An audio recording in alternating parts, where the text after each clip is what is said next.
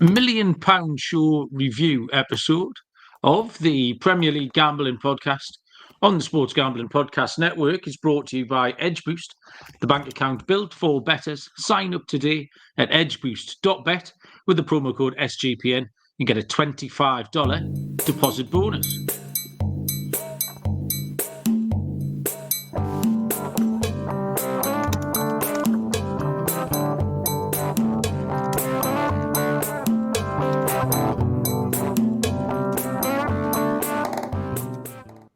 Welcome, everybody, to the Premier League Gambling Podcast on the Sports Gambling Podcast Network. My name is Malcolm Bamford, coming to you from Newcastle upon Tyne in the northeast of England. Today is Sunday, June the 1st. We are here to review two things. First, we'll have a look back at the Champions League final from Saturday night. It was a bit of a funny one. But parts were quite enjoyable. And then we will review our £1 million show. Well, my two favourite shows of the year are doing the £1 million show and then reviewing the £1 million show when me and Baz launch a mythical £1 million around things that we like. And as we always say, it is the true test of the handicapper to see who is once and for all the best handicapper on the show. It's impossible to tell. It's too early to tell so far. We won't know until the very end what's happened. So looking forward to finding out who is undisputably the best of the two of us. Joining me from, is he still in Nottingham? He might be in Liverpool. No, it's that nosy couch behind you. Mr. Barry Penaluna. Baz, how are we doing? I am still in Nottingham. I am going to Liverpool tomorrow, unfortunately, for several days. So you're in Nottingham. Anything happening this weekend that was short and sweet? No, very, very quiet one this weekend. For a change, to be honest, no football. Saturday was weird up until the evening when there was football. But just found myself sitting around thinking, what am I meant to do here? Like no football at all, no kids football, no refereeing, nothing on the telly. I ended up watching a bit of rugby league. That's how desperate things got. So, yeah, very, very quiet weekend, but quite a welcome one, to be fair. I've quite enjoyed doing fuck all. It is weird because you look forward to the no football a little bit, and then it's instantly unbearable. And then I'm trying to avoid. I'll put the rugby league on for 5 minutes. Then I'll put the golf on for 5 minutes. Then I'll put the racing on for 5 minutes. I'm just trying to avoid stuff. I went to a plant sale in a church hall in Ponteelenbury, which turned out to be like 3 old women in a trestle table, and the sign belied the size of the event. So I was very disappointed having driven all the way up there. So yeah, you're right, trying to find things to do until I went out to watch the Champions League final. The chat is live and kicking from the bottom up. Callum is here. Bootle is here as well. Bootle's been causing nothing but mayhem the last couple of times he's been in the chat, so we'll see if Bootle behaves himself. Harry claims he's won £1 million tonight. Oh, that's true, Harry, because congratulations if it is. Both teams red card in Spezia v Cremonese. So well done, Harry, there. Luke's joined us. Luke is 10 Jaeger bombs deep, which is a good effort. So if Luke sees the end of the show, that'll be more impressive. Luke is an old timer. He used to pop in, if you remember. Can you not remember Up the Oldham? He used to just pop in and say Up the Oldham and then clear it off. Well, obviously, Oldham won the National League playoff final today, didn't they, against Southend? So that's why Luke's turned up. Oldham are in my notes. That word there. It says Oldham, because I did want to get to that. Luke will do that now, actually. I'll just mention Bob. Bob D was at the top of the show. Bob wanted to join us the other night, Baz, but you were so late he had to go. So Bob's managed it. Yeah, I went to see Oldham, didn't I, in February, March with my very old mate, who I hadn't seen for a full-on 27 years or something silly. And went to watch Gateshead v Oldham. And it was dog shit. But I did message him this morning. I knew he was going to Wembley. I sent him a little good luck message. And I looked when I last checked live score, they were 2-1 down in extra time and thought they'd fucked it. And then they hadn't. They came back and scored 108, 110. So well done, Oldham. Our American and Canadian listeners are probably not even aware that Oldham Athletic were very much a Premier League team, like, and an established one, not just a sort of up and down yo-yo. When Newcastle first got back in the Prem under Keegan in our heyday, Oldham Athletic were a big game. They had cup semi-finals. Mark Hughes chinned them for Man United in a 3-3 draw, I think, in an FA Cup semi-final. So yeah, Oldham were very much one of the established Premier League teams back then. So yeah, back in League Two. Congratulations, Oldham. Champions League wise, Baz. The game itself, we'll talk about the game before the picks. I mean, obviously it was very one-sided, and people have taken sort of different views of that, whether or not it was a bit shit because it was one-sided, or whether or not I quite enjoyed watching PSG because they were just really, really good. I think if Milan had got the third goal, we might have got a better game. But the enjoyment wasn't just watching it. One team absolutely dismantle another team, and they did. I mean, we're going to get on the picks in a minute. And I enjoyed PSG. It was a different style of play as well. It wasn't the Man City tiki-taka. It wasn't the Barcelona tiki-taka. It was get the ball to your good players and just fucking attack them. And they shredded them. They cut them to ribbons. And once Milan were behind, they had no way of dealing with that.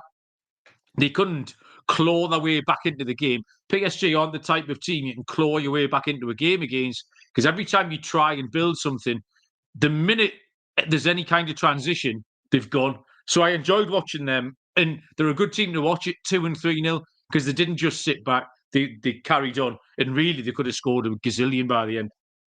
So it was a decent game. I enjoyed watching it, but yeah, I'm the same. I've seen a lot of stuff online saying what a letdown it was. I assume it was probably people who backed Inter, but I enjoyed it. I thought it was good. Like you, it was entertaining just to watch how good PSG were on the day. So yeah, good game, and from me, a good night in terms of the betting picks. One thing that did make me laugh was everybody else claiming it as some sort of victory on socials. Everyone won the cup. Right? Anyone who has been to Paris, got Paris correct in a crossword. No, it wasn't so much that. It was people like Arsenal fans trying to spin it. People finished within 2 goals of Paris. If you went 20 minutes without conceding against Paris, like anything that happened, then you were entitled to a part of that trophy. A few Arsenal fans, as I say, PSG only lost on XG 6 times this season, and 3 of them were against Arsenal. Who gives a fuck? You fucking lost to them twice in the semi-final. Aston Villa fans, well, I've seen someone Aston Villa fan talking about Marcus Rashford had this fucking PSG side shitting himself as if that was some sort of victory. At the end of the day, they knocked both of them teams out. I even seen Newcastle fans similar, talking about how we dominated them last season. I mean, it was a different team last season for a start. But yeah, just some of the reactions on Twitter Arsenal fans like to make everything about them. It's absolutely batty the way they go on at times. But apparently that result last night cemented Arteta and Arsenal as the best team in Europe, I assume. So you do have to remember, Barry, that's not real. I do keep reminding you because I'm quite good. I've done well this year. One of the things I've done well this season is to realise that football Twitter isn't real person Twitter. It's absolutely fucking insane. And it really is hard because I look at it to try and just gauge what's going on or see what's going on. It's to try and not bite back, to try and not nibble away. And I think you can normally tell when I've either had a drink or Newcastle have won, because they're the 2 occasions when I will have a little nibble. But the rest of the time, I'm quite prudent about what I do. Joe Dollar's joined us. Andy Williams joined us. Pete's Picks. Pete's got one for tomorrow in the 6:15. Blue Orbit at 9 to 4. Pete, in the chat, Pete, tell us what you think about that Irish. What was it? Charles Burns' son jumping off that horse at Wexford the other day, because I've watched that a million times. There's a great angle today, if you haven't seen it, from behind of him launching himself off that horse. I think you very much stole the Champions League picks-wise, though, Baz. You did. Bear in mind, you were rat-arsed. I don't know if you were rat-arsed when you made the picks. You were rat-arsed when you gave them out. But I think you came out all right. Yeah, I handicapped it sober, to be fair, the night before. Yeah, I mean, I've done well with the main picks and then hit the post on a couple as well, really. I took PSG. I fancied PSG in normal time to win it. And the goals, so I tipped up to 2.5 and 3.5. 3.5 was at 5-2. So that was nice. Goal scorer did go for Dembele, who didn't hit, and Mendes. Mendes had that one right near the end, didn't he? Hakimi plays it across the box, and Mendes is just there with a goal in front of him, and he misses it. So that was disappointing for a 9-1 shot. And then the bet builder, 3 out of 4 hit. We had the Doué shots on target, Kvaratskhelia shots. They both landed in the first half. 2 Ram shots on target hits. And the only one that didn't was Calhanoglu, did nothing really. And his form in the earlier rounds had been good for getting a couple of shots. He looked good. Never got involved and then got subbed on 70 minutes to kill that one. Otherwise, would have been getting very close to that 30-1 shot. But yeah, good night. As I say, the main picks and following the goals was a nice way to go. Yeah, I mean, I can claim one sort of nearly pick. But yeah, I took Inter Milan, which was a spectacular defeat. Inter Milan in 90, which you can just only laugh at. The player props with Dembele shots. Dembele got one off early on, straight in the keeper's chest from 20 yards, which also sets you up. And then Dumfries immediately fouled someone. Then Dumfries elbowed someone in the head, wasn't giving us a foul, but they brought it back to give the bloke head treatment, but somehow he didn't get caught. And that was really all my excitement. Apart from the early goal, I said, and this was if you listen back to the show, both teams had good records in the first 15 minutes. Wanted to find a play in the first 15 minutes, couldn't. Bet365 were doing the first 10 minutes. So I did say the first goal would be in the 11th minute, which is exactly what happened. So that was a fairly decent prediction. So like first half goals, which ended up with 2. I felt a bit sorry for what was his name, the left back who had a shocker, DeMarco, because we commented on him in the last round against Lamine Yamal, because I felt very rarely I end up feeling sorry for a footballer, but against Yamal, he just couldn't do it. There was nothing he could do because the kid was just a lot better than him, and he just got mugged off time and time again. And then the Champions League final starts. He just a horrible piece of defending to play them on side, then turns his back and gets a little bit unlucky with the deflection. And then he just wanted to hide after that. They made him take a free kick, and he didn't want to take it because he didn't have the nerve to kick it in the box, and he didn't. He shanked it all the way out for a goal kick. I felt bad for him. Doué and Vitinha are very, very good footballers. We're obviously talking about Yamal. He gets all the smoke for a 17-year-old kid. But Desiree Doué is quality. And Bob, Bob's a little busy central midfielder. And watching Vitinha last night, I just couldn't. I had a couple of lagers as well. And I just had all the balls. So every person on the pitch for PSG who's got the ball, the nearest person to him is Vitinha. He's 4 yards away from everyone. It's like there's 7 or 8 of him on the pitch. You get the ball on the left wing, play a 1-2. It'll go to Hakimi at right back, and the nearest person to him is Vitinha, and he'll play a 1-2 with Dembele, and then it's back in the middle. He's absolutely everywhere. He never plays a pass that's over 3 yards. He must have touched the ball 200 times last night. He's absolutely top class. That's fast becoming one of the most important positions on a football team. We've seen N'Golo Kante. It's single-handedly win Leicester a league title from that position. And you wouldn't think so. You'd think, who's your centre forward, whatever. Who's your number 10? To sit in there and do what Vitinha does is top quality. I think that's my Champions League analysis done for Baz. I mean, the other thing to mention, I suppose, is PSG, where they came from, because they had a shocking start in this competition, particularly. They were nearly toast. The jeopardy in the last couple of game days, match days 7 and 8, the only jeopardy was PSG and Man City. We said it was all a bit boring, wasn't it? they were the two that at times looked like they were going to miss out. And PSG scraped in really in a 23rd or 24th, whatever it was, and then came from the clouds and sort of tore asunder the rest of them, including the 3 Premier League challengers. But yeah, very impressive. As I say, they just grew and grew, and I think the best side certainly over the knockout stages. For me, they were the best side throughout that period of it. Like, don't stop talking when I'm drinking me tea, Baz. Come on. Stop drinking tea. Right, okay. I'm going to read some stuff out now. The SGP guys will be ripping packs live on air next Monday. We'll be breaking a case of Panini Prisms with DAPS, and you can get 10% off your favourite team with the promo code SGPN. Go to sportsgamblingpodcast.com/break to get in on the action. Edge Boost is the first ever bank account built for bettors, ensuring all gambling transactions are approved. No usage fees, no minimums. Earn cashback rewards, 100% approval for all betting deposits. Sign up today at edgeboost.bet with the promo code SGPN. Deposit $25. Edge Boost will match the deposit. That's edgeboost.bet, promo code SGPN. And Underdog Pick'em is going along for the NBA playoffs with their extender bonus. Hop in game 1.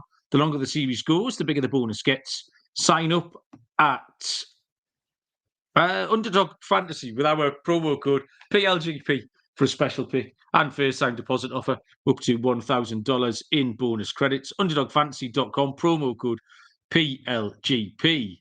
I forgot what advert I was reading out there, Barry, halfway through that. Don't know if you noticed. £1 million show. First thing I noticed, I watched it back today. Sometimes I listen to it because I couldn't find me jotter that had the notes in, so I had to listen to it back. I actually watched it on the telly, and the first thing to notice was you had a full beard, Barry, full beard, and a massive glass of white wine. I enjoyed both of those things. I wore this shirt, so I'll put this shirt on again, just to complete the circle. But I did have my psychedelic bucket hat on, which Callum didn't like at the time. So I've changed my hat just for Callum. I've gone with the backwards propeller cap. Look at the come on, man. Does that not entertain you? Come on. You look at Barry's little face. I'll bash that around all night, man. So we took £1 million, we spread it around, and we do have a good record at this, Baz. Now, is this our 3rd full season? Something like that. 2nd, who knows? Anyway, I think we've won every time. You won in the Euros as well. We won in the World Cup. So we have got a good record at these £1 million things. I gave out 9 picks. Yeah, you gave out 8. And then we'll add them up at the end, Barry. And as I said, we'll see who is definitively the best handicapper on this show. But one of the nice things about this, Baz, is a lot of them, it'll get us around a lot of the teams, and it'll get us around a lot of the markets, a lot of the winners and losers. So we'll touch on most things as we go. I've got more picks than you, so I'll go first, which is how we did it first time round.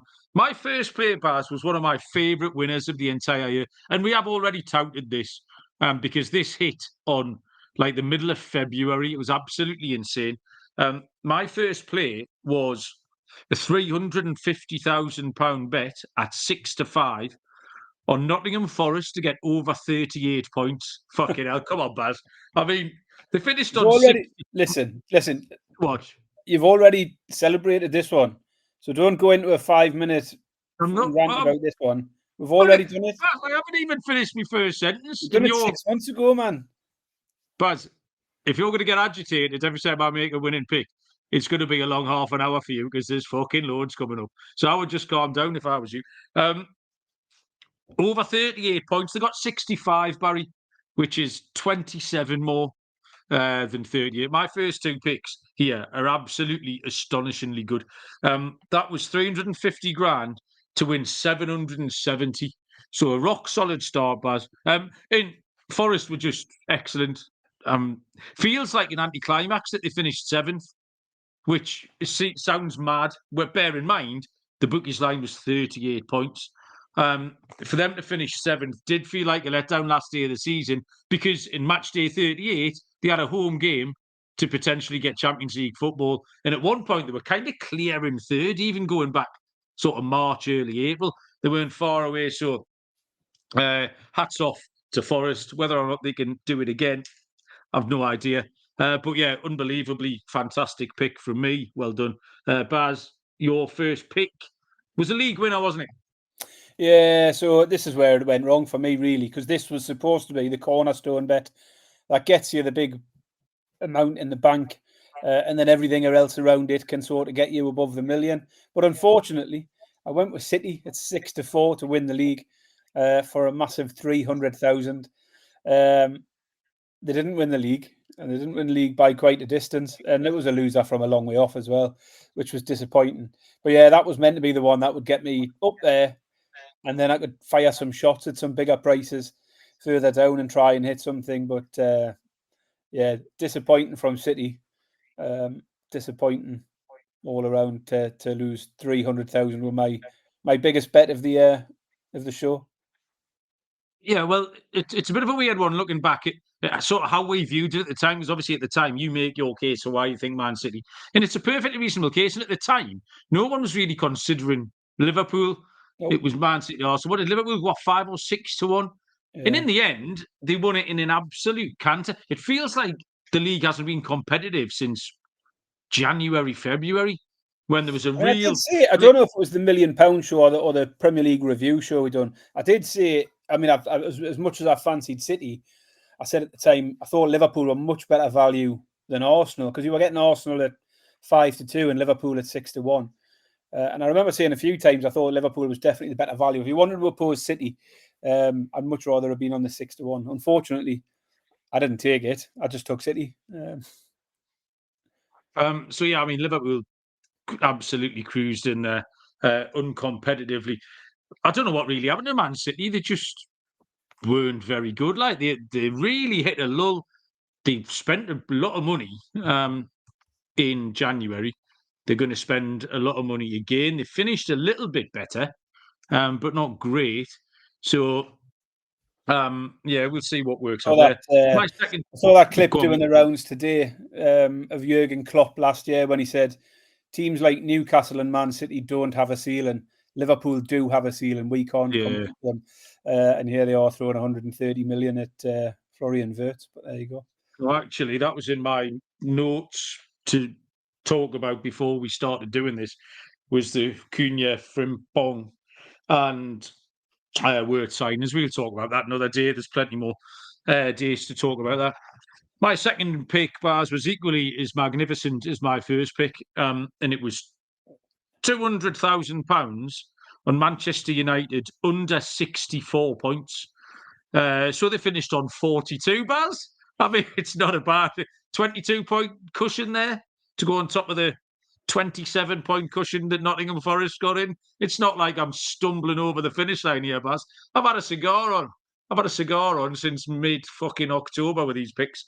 I think the handicap was they were shite. They'll remain shite, and hopefully will always be shite forevermore. 200 grand won me £366,666 and 66 pence, Baz. Yeah, it was just they picked up 60 points the season before. I've no idea where 4 points of improvement was coming from, because they just got worse and worse and worse. That was under Ten Hag, by the way. A lot of the handicap was Ten Hag. It did change, which could have been a crossroads. Turned out they got even worse. Yeah, and it was never in doubt. So yeah, two absolutely bloodless picks there, Baz. Your second one though got you on the board, Baz. Yeah, so the next biggest one for me was 200,000 on Villa to be the highest placed team outside of the Big Seven. I remember making a bit of a chuckle at the fact that they were now calling it a Big Seven and including Newcastle in there. Looked doomed for a while. For quite a lot of the season, it looked like Forest would scupper that bet. So literally hanging on till the very last day. So nice to get that one in. 5-4 Villa were to finish the best of the rest outside the Big Seven. Imagine still including Spurs and Man United in that. Anyway, 5-4, 200,000 returned 450,000 for me. That was a nice bet, Baz. On the show, it was roundly pointed out by everyone. That was the arse sniffer of the entire £1 million show. It did come down to the last game of the season. Like Forest very nearly got you, but Villa got there. There was one other pick we both liked, actually, that I forgot to mention at the top. We never made it. In hindsight now, Baz, holy shit. It was Southampton to get relegated at 5-4. Fucking hell. And the only reason we didn't pick it was, if you remember, there was a lot of points deductions, clouds hanging around. Leicester was supposed to be getting 4. Everton was supposed to be getting loads. Man City were potentially getting 200 points deducted, whatever. And none of it ever happened. And 5-4 for a team who accumulated, what, did they get 11 points? Whatever it was mad. But we didn't take that. I mean, the thing is, for me, when I look back, because we actually done 2 preview shows. We've done a Premier League preview show and we've done the £1 million show. And there was quite a few bets that made it into my Premier League preview that didn't then make it into my £1 million bets. So Southampton was one of them. I looked at the notes. I had 11-8 Southampton to get relegated. I also tipped up Leicester to get relegated. So I'd said take Leicester, Southampton, double. But yeah, unfortunately, there was quite a few there in that preview show, which I done okay from. I mean, that was where I tipped up Ten Hag to be the first manager I got on at 14-1, which was obviously a lovely one. Man United to finish bottom half made it in there as well, I think. Yeah, so for both of us. Some good stuff in there. Unfortunately for me, they didn't all make it into my £1 million picks. Well, my third pick, Barry, fortunately, get your calculator out, was the 3 promoted teams to be relegated. We talked about this price last week on the show because it was 6-1, Baz. Holy shit. I had 100 grand at 6-1, returning me £700,000. So that was 3 for 3. I mean, again, non-competitive like Southampton, Leicester and Ipswich were maybe the ones we thought might try a bit harder. And at various points early on, looked kind of competitive. And then just got worse and worse and worse. And I don't know what happened to any of them. The decision to sack Steve Cooper from Leicester looked stupid because they were out of the bottom 3 at the time. They were sitting on something like 16 points and then ended up on 20-odd. It was a bollocks decision. And to a point, Van Nistelrooy was madness. The difference in prices going forward this season, it's now 2-1. 2-1 for Sunderland, Burnley and Leeds to get relegated next year, because it's 2 years running now that's happened. So 6-1 was too good to be true. We did well to get on it at the time. So yeah, another 700k in the bank for me. Baz, next for you. Oh, this was an absolute shocker, one of yours, wasn't it? It was, yeah. I mean, it was a match bet between Foden and Palmer in terms of goals, and it was dead really early. I think I called it on one of our early shows, probably about 12 weeks into the season. I thought I was putting the final nails in that one. But actually, a little bit frustrating because Foden never got going. And if he had got going, Palmer fizzled out towards the end of the season, didn't he? Didn't pick up much at all. But ended up finishing 15 goals to Palmer, 7 goals to Foden. So a long way off. That was Foden, 150,000 on Foden to outscore Palmer. 2-1, the pick was. Never got close, was dead. Nice and early, that one. But he did get a lovely big koi carp for his birthday, Baz. So it's not been an entirely wasted season for Philly. Our job at SGPN is to help you find the best picks. And now we've got a new tool that takes things to a whole new level. You've heard us talk about Rhythm before, and they just dropped a game-changing feature called Power Trends. These are AI-detected patterns where Rhythm's model is consistently won and has a high ROI. Think a strikeout pop that wins 59% of the time when the line and win probability hit a certain range. Power Trends are updated daily and exclusive to Rhythm. No touts, no noise, just clean, data-backed bets. Get your 7-day free trial, sportsgamblingpodcast.com/rhythm. The Circa Ultimate Fantasy Football giveaway, giving you and your entire league, 12 people, the chance to draft in Vegas in a cabana at Stadium Swim, where you'll get a 2-night stay, limit transportation, Legacy Club party, food and beverage credit at Stadium Swim and in the sportsbook. May the 5th to June the 30th is the competition date. sportsgamblingpodcast.com/circa. That's sportsgamblingpodcast.com/CIRCA. And we're brought to you by mybookie.ag, your place to bet on every sport, including the NBA playoffs. Easy deposit, lightning fast payouts using crypto, tons of locations accepted. Head to mybookie.ag, promo code SGPN for a 100% deposit match up to $1,000. T's and C's apply. That's mybookie.ag, promo code PLGP. I think I said SGPN earlier on, but we've updated that. Next up, I've got a couple of losers to come, Baz. You'll be pleased to hear. Thank God for that. Yeah, I know it's hard to believe, but it's true. I had a team top scorer treble, which I hit 2 out of 3. So I feel like the system behind the bet was all right. I just picked the wrong bloke in one of them. It was Ollie Watkins, who top scored for Villa. It was Alexander Isak. And I wanted to get Rodrigo Muniz in for Fulham. I just thought he didn't have any competition because Raul Jimenez to me was on the slide. And then it turns out Jimenez won the job at number 9 and then kept it by having a good season.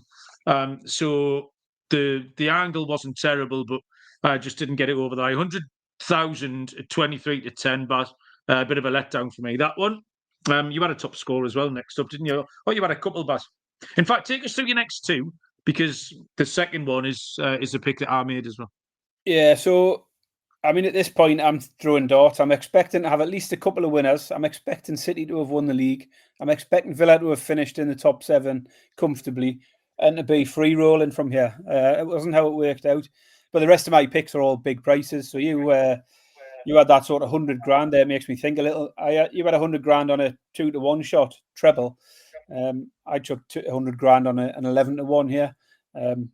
But it was a loser. It was the team top scorer, like you. I went for Brighton and I went for Yankuba Minter.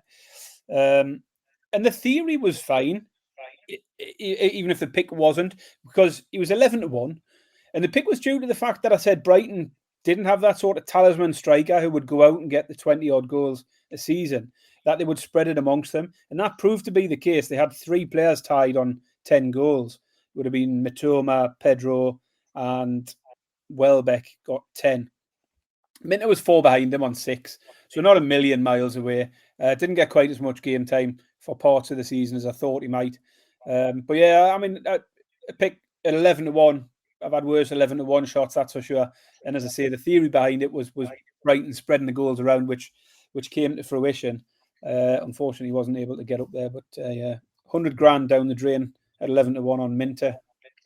Well, I looked at it, Baz, just because I agree with you that all the jigsaw pieces were fine. No one ran away with it. Pedro didn't finish with 23 goals. You mentioned the fact it was joint top scorers. In my head, I thought you'd taken Danny Welbeck, actually. I thought you had a winner until you went for Minter, because it was a three-way tie at the top and there was a gang of players in behind. So I didn't think you were a million miles away. The next play, though, Baz, was a winner. And I had smaller stakes. So you lead us off with this next one. Yeah, so the next one was Alexander Isak, top scorer. But we took this each way. And the expectation was that your each way money looked good. We both said we thought the each way money 16-to-1 Isak was for top scorer, which meant you were getting 4-to-1 for him to finish in the top 5, I think it was. And the sort of fly in the ointment we thought would be Haaland.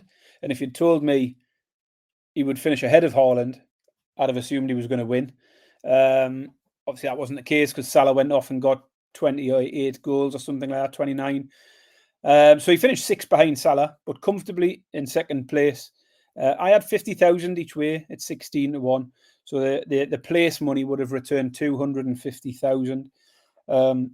He never really looked like not getting a place.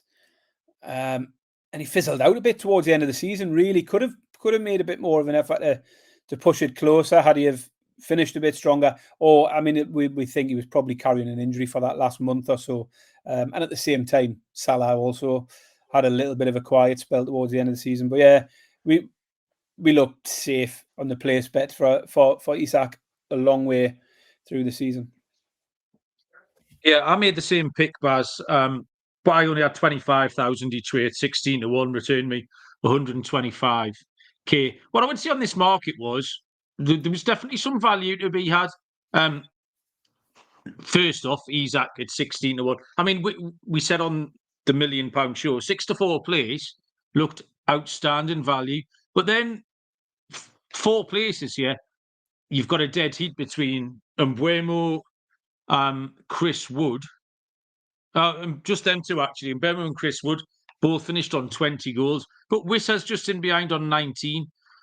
So there is value to be had. They would have been big prices like Wood and Mbeumo. So it'll be a market I'll definitely be having a look at next year. My next player, Baz, was a fucking disaster. Team top scorer, Diogo Jota for Liverpool, finished on 6. Well, Mo Salah knocked in 29. So I blew that one big time. Yeah, next for you, Baz. Next up for me, I threw a couple of £50,000 darts on most assists pick. I went with Anthony Gordon for Newcastle, and Odegaard at Arsenal. Gordon only got 5, Odegaard only got 8, and Salah absolutely walked away with this one. Ironically, kicking myself a little bit because the £1 million show 1 year earlier, I tipped Salah at 12-1. You did, yes. Didn't hit. So yeah, I was 1 year behind on the Salah train, but yeah, 12-1 a year earlier. He's absolutely walked away with it this time round. But yeah, Gordon and Odegaard never really threatened that one at all. So that was another 100,000 gone. Yeah, I put Odegaard in the pick as well. We both talked about it a lot. I took him for PFA Player of the Year, which obviously hasn't been awarded yet, but he's not going to win it. At 14-1, just because I wanted to get some Arsenal related stuff in there. Steve Bailey has just joined us in the chat, saying nice things. Steve is a listener since January, but this is the first time he's made it into a live, and he enjoys the show. So yeah, welcome along, Steve. If you can get in the YouTube show on a weekly basis, there's loads of idiots in here, Steve. You'll enjoy it. It's good crack. Next loser for me was Golden Glove. I took Nick Pope, thinking that Newcastle might get back to their defensive form. He was injured for a lot of the season, which I don't really think didn't help, but it didn't make any difference because he wasn't going to get anywhere near. David Raya, I think 2 years running now, Raya's won that. It was a dead heat with Matt Sells. I don't think anyone, even if you thought Forest might get over 38 points, I don't think you'd have taken Matt Sells to dead heat. And Jordan Pickford came second or third, but 12, only one behind as well. So again, another market that just goes to show you don't really need to be on a top team. We talked about De Gea had won it for Manchester United without being great before that. The other thing, just going back to the assists, Baz, each way, this was a great each way market because some of the names on it you would never, ever have picked. Obviously, Mo Salah won it with 18 assists. Do you know who came second, Baz? No, I would probably Jacob Murphy. It's the right answer, yeah. Fuck me, he'd have been a price, wouldn't he? He'd have been three figures, like.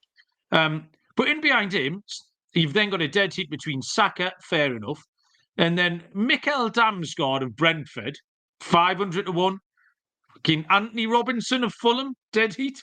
Like, and one behind them was Anthony Elanga of Forest. Before you get a couple of names who you thought might be on there, Heung-min Son and Bruno Fernandes. So wide open there. My last play, Baz, before we give us your last two. This was live going into match day 37, so it sounds like it's a bit of a bum pick, but it was Newcastle for a top 2 finish. And had we scored one of those million chances we created in the first 15 minutes against Arsenal, where we could very well have finished second, but we didn't. I mean, again, 12-1 wasn't a terrible pick because it was still live at 4:30 on the penultimate weekend of the season. So, yeah, another loser for me. And then you finished off with 2 Madman City bets, didn't you, Baz? I did, yeah. These were always long shots. And unfortunately, I mean, I might have landed one of these if the Premier League had just pulled a finger out of their arse. City to finish bottom of the league, 33-1. I was hoping for a big 60-point deduction or something, but Apparently, What they're has still actually happened with that? Have we nothing. just not bothered anymore? Has it gone away? I just wonder if they're thinking everyone will just forget about it eventually. Because we were told by the press ages ago that it was done and dusted. The actual hearing's done. All the evidence is done. And there was big sort of rumours a decision would come out in March. And then it was April. And then now nobody's talking about it again. We just forget about it, apparently. So, yeah, bottom of the league, Man City, I was a little bit let down. I'll be gutted, won't I, if July comes round and they get a 60-point deduction for next season. I'll be a little bit sick, but nobody's expecting that, I don't think, the way this is going. And the other one was a complete contrast to that, was City to go unbeaten at 25-1. That didn't last long at all. Absolutely terrible bet. So no excuses there. So that was it, Barry. All of our picks, some winners in there. Do you want the final totals, Barry? I haven't added them up yet. I can't say, Barry, who once and for all is the undisputed best tipster on this show. So I'll just add them up now in my head. You finished on, Barry, £700,000, which is a loss of 300 grand. Mine, it's going to take a bit longer to add mine up. Yep, I'm on, Barry, £1,961,766. So 39 grand off 2 mil, double bubble. Absolutely over the moon with that. 4 winners from me 9 picks. The first 2 were insane. 6-1 on the promo teams, and a little bit of each way on Isaac. So, you must pretty be a little bit definitive there, Barry. I mean, I'm surprised. I was expecting your total to be bigger. It feels like you've left a lot out there. You've basically cashed an even money winner, or a 10 to 11 winner with £1 million there, which is nice. But just the fact that Forest cleared it by 25 points and Man United cleared it by 22 points. It feels like you've left a lot out there, especially because you've then got a 6-1 as well, which was nice. I've taken my hat off. Yeah, right. Absolutely great picks. But when you think how early you won that Forest game, you just think there was potential there somewhere else or some other way of making an absolute fortune out of those 2 picks. Yeah, you're right. I've got paid 6-5 on a 40-1 shot or something twice, which is quite impressive. Anyway, Baz, so that's the final score. So we've got some. I know we've had some trophies ready. So that says £1 million show 24-25 winner and undisputed champion. So that I was going to post these down if you won, Baz, but that's for me.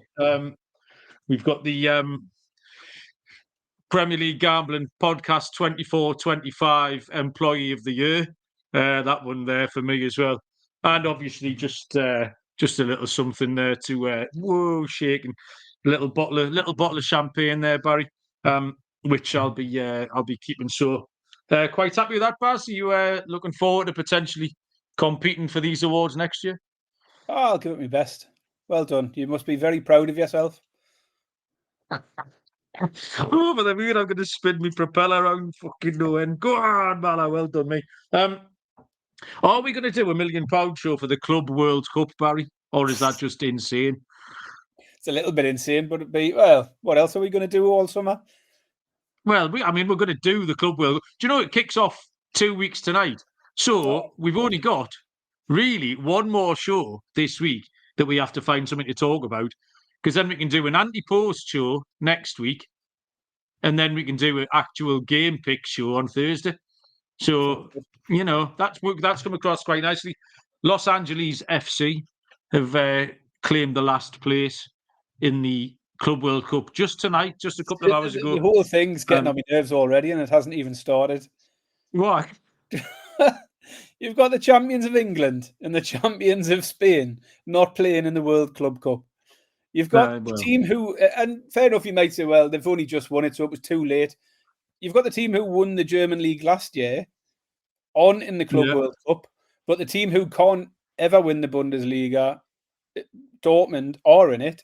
How are Dortmund in ahead of Leverkusen? What's that all about? I don't know. Not up to me. The whole thing's a shambles in terms of how they play. I mean, we've got Chelsea, for God's sake, because they won the Champions League once, like many years ago. I know it wasn't that many years ago, but shambles. Tell you what, I wouldn't fancy it. It's a long old tournament. It used to be a dog shit little tournament, didn't it? You'd like play someone from Egypt on the Friday, and then the final would be on the Sunday against Real Madrid. Now it's a full-on 32 teamer, or maybe 24. Anyway, it's a full-on big thing. It's got to affect them coming back early in the season, Baz. I'll be looking to fade some of these teams coming back in August.